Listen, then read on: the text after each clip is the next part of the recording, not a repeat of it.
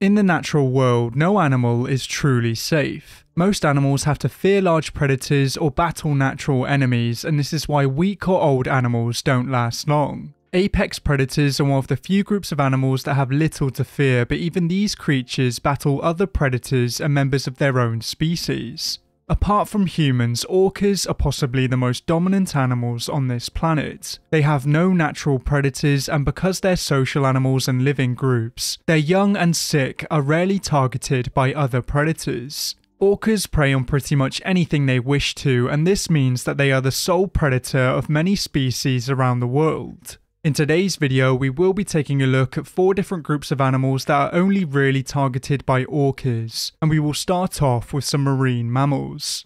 Pinnipeds are a large group of semi-aquatic mammals, and there are 34 species alive today. They are perfectly adapted to live in coastal and icy areas, and they primarily feed on fish, squid, and crustaceans. The southern elephant seal is the largest pinniped in the world, but they do display extreme sexual dimorphism. Males are much larger than females and can reach a maximum length of around 6.85 meters and a max weight of around 5 tons. This size is really quite hard to comprehend, but to put that into perspective, that's around 2.5 times as large as a Pacific walrus. Because of this size, they are rarely targeted by other predators, but of course they are not safe from the orca.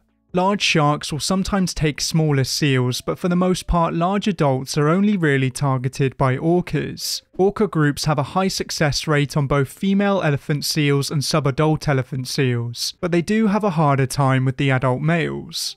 In most cases, they are unable to do enough damage in one blow, and the males manage to get back to shore before succumbing to their injuries. Another large pinniped that has a similar story is the walrus, but of course these mammals are also targeted by the polar bear when on land. A walrus isn't an easy meal for the orcas, mainly due down to their tusks and their feeding habits. They usually hunt on the ocean floor for crustaceans and worms, and this means that they are usually not far from land or safety. Orcas will usually go for easier prey, but if they can get the walruses away from safety, then they become easy targets. Unfortunately, orcas share a trait with other apex predators, and that's that they like to kill just for the fun of it. Hunting instincts can completely take over, and as they are very intelligent animals, they are known to engage in playful behaviour just like other oceanic dolphins. This behaviour often results in them killing animals but not eating them, or sometimes they will play with their meals. Their playful behaviour is thought to be the main reason why they have been sinking and ripping parts off boats recently, as famously orcas have never attacked or killed a human in the wild, and they do not attack the people on the sinking boats. Even though humans are not on the menu, one pinniped that lives in fear of the orca is the leopard seal.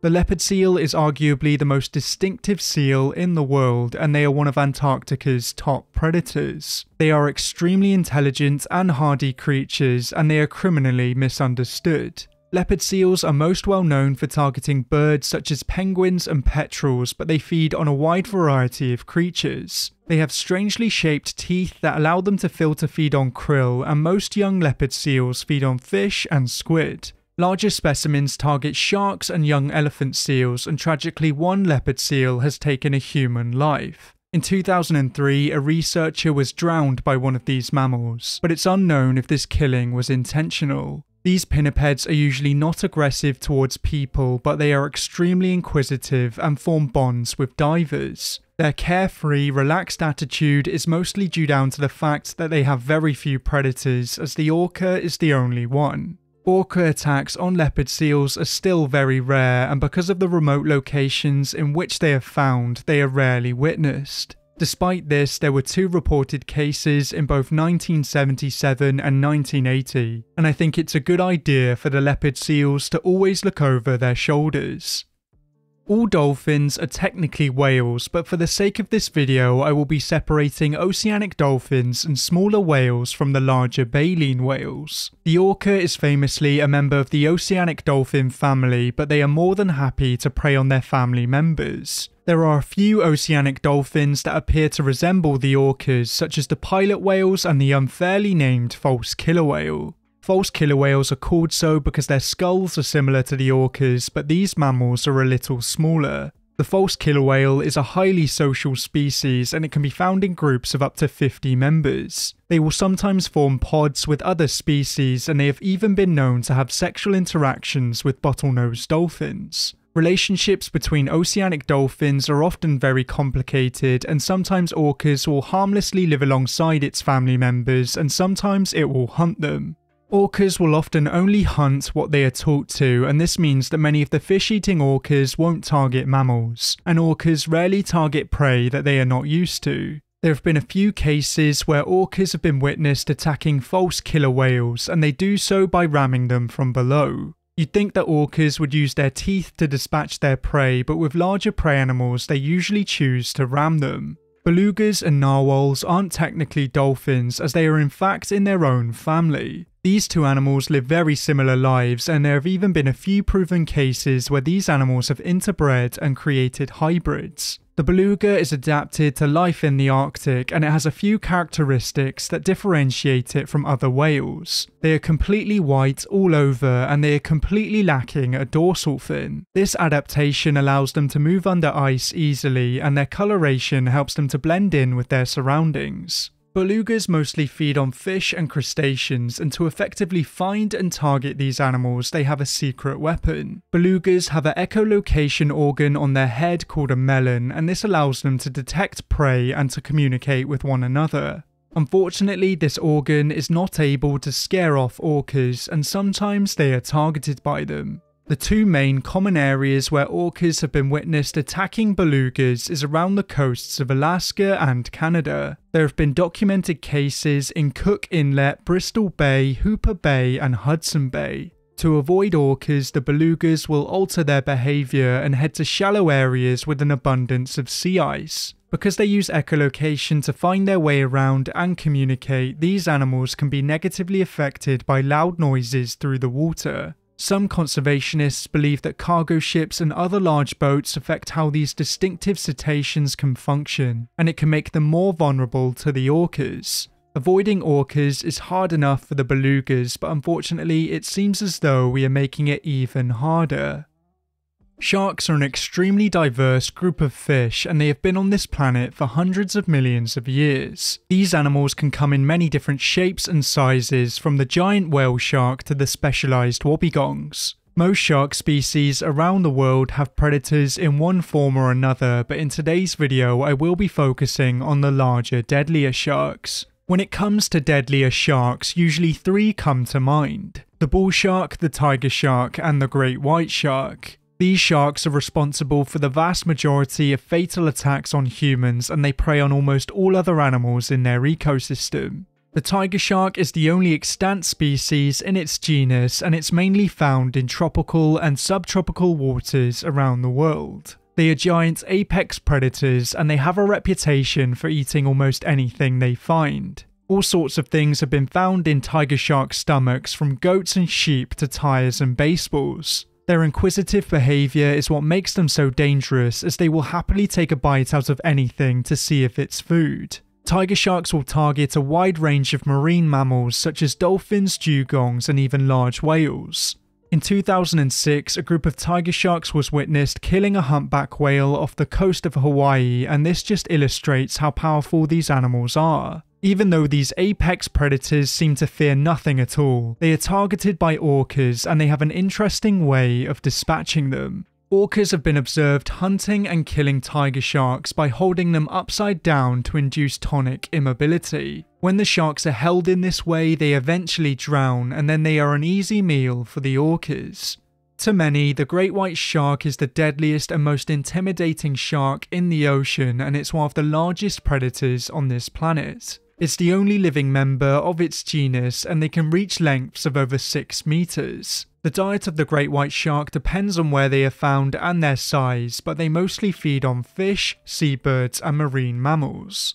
Even though fatal shark attacks on humans are extremely rare, great white sharks kill more people than any other shark. One extraordinary story has hit the news recently and it involves a surfer from Australia. Kai Mackenzie was surfing in New South Wales on Tuesday the 23rd when a 3-meter great white shark bit his leg and severed it. He managed to get back to shore riding a wave, and he was met by an off-duty police officer that helped him to stem the bleeding. His leg washed up on the beach a short time later, and now doctors have been trying to reattach it. At the time of recording, I believe that it's been reattached, but there is a GoFundMe for Kai to help with medical rehabilitation costs. And I've left the link down below if you want to help out Kai, as I'm sure this has been an extremely stressful situation.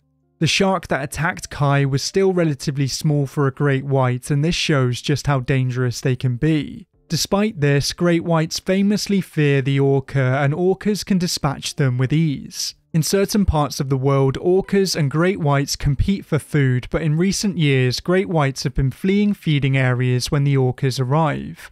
Orcas tend to only kill sharks to eat their nutrient-rich livers, but as they also kill many other animals just for the fun of it, this could also be another reason. Because the great white is such a formidable predator, you may assume that they have to work together to kill them, but single orcas have actually been known to take them down. In most cases, the orcas will ram the sharks or grab them by their fins, and really the great white stands little chance. If the orca was not around, the great white shark would be the most formidable predator in the ocean, but the orca makes it look like a helpless fish.